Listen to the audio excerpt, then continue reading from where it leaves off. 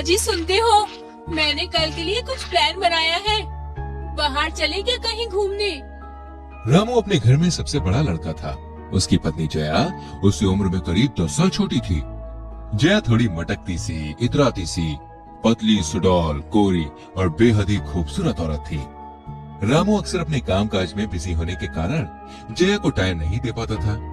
जया इस बात से बहुत परेशान रहती थी क्योंकि वो अपने वैवाहिक जीवन में बिल्कुल भी खुश नहीं थी।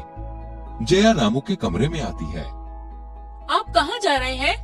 अरे वो मुझे कुछ काम आ गया अचानक से ऑफिस में, तो उसी सिलसिले से मुझे कुछ दिनों के लिए शहर से बाहर जाना होगा। आपने मुझे पहले बताया ही नहीं इस बारे में।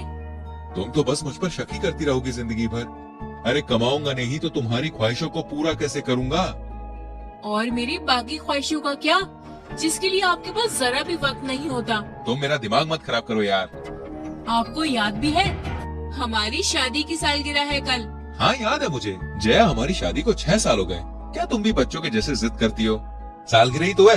अरे वापस आने के बाद मना लेंगे।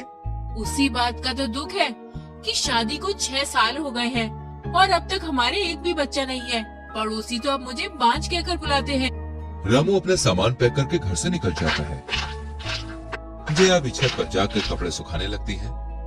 श्याम भी वही होता है। श्याम बेहद ही हैंडसम होता है।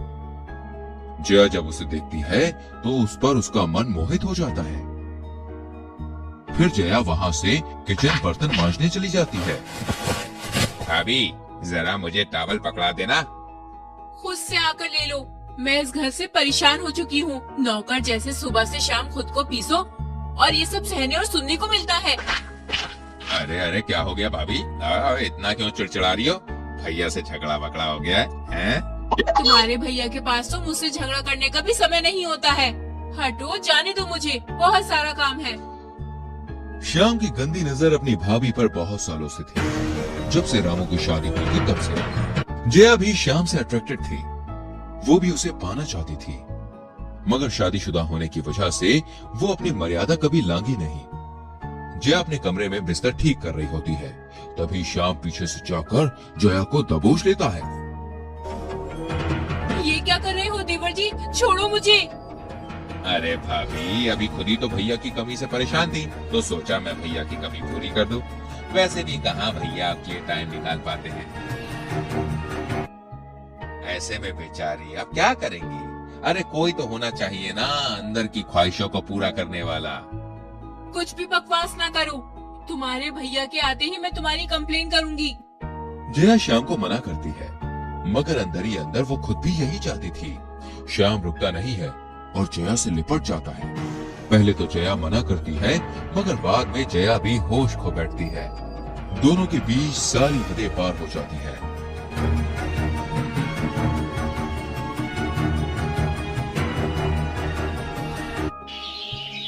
सुबह होते ही जब जया नींद खुलती है तो वो परेशान हो जाती है। क्या क्या पाप हो गए है मेरे से? जया झट से अपने कपड़े पहनती है और किचन में चली जाती है। जया को लगता है कि कहीं रामू उसे छोड़ ना दे। क्या कर रही हो जाने मन? मेरे लिए खाना बना रही हो क्या? देखो, जो भी कल रात हुआ वो अनजाने में हुआ, उसे भूल जाओ। अरे मैं तुमसे प्यार करने लगा हूँ जया, ऐसे कैसे मैं तुम्हें भूल जाऊं?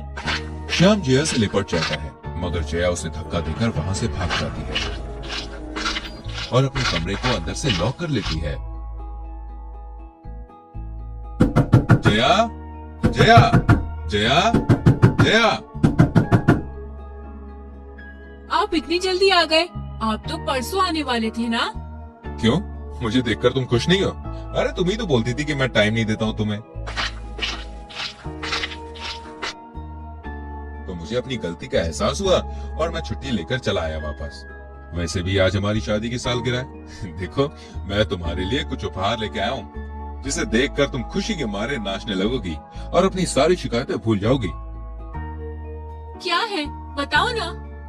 अरे बताऊंगा बताऊंगा, थोड़ा सब्र रखो।